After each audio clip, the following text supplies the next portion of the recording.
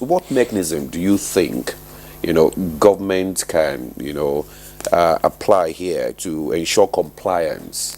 What mechanism do you think so that, this gas flaring will stop and the proper sanctions, will be meted to offenders? Well, it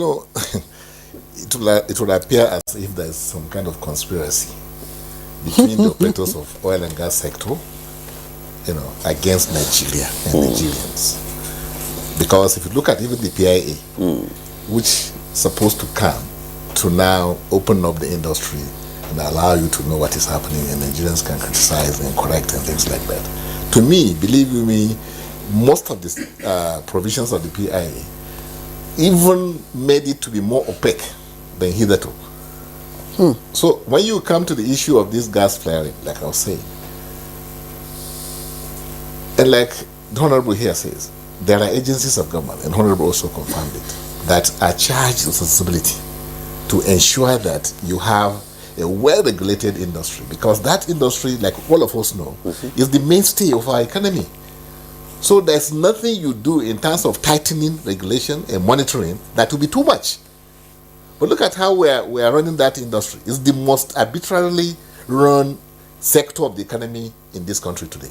To the extent that, like he says, you don't have a minister that you can summon to ask questions about the mainstay of our economy. Which is the truth. It's the truth. There's no way we can run away from that.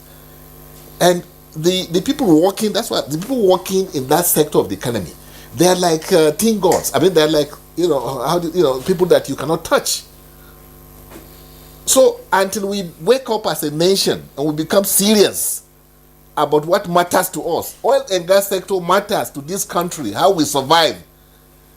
And if we keep on toying with it, economy, actually. Exactly. If we keep on toying with it, we will all find ourselves in this kind of mess that we are in today. It will only deepen the mess that we are in today, because the IOCs, they are laughing at us.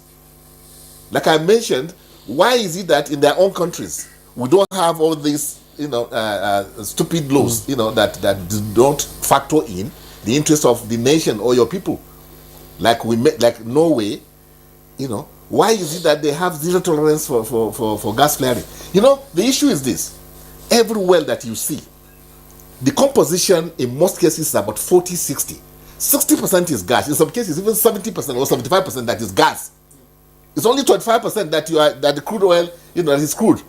So what is important to you as a nation is, what do I do with 75% of composition of my well? But here in this country, it is most ignored aspect of our business. No wonder we have to import LPG. No wonder with all the trend today, towards gas, all over the world, we are left behind. So we to how to take care of that gas flaring and other things is the agencies of the government that are supposed to work.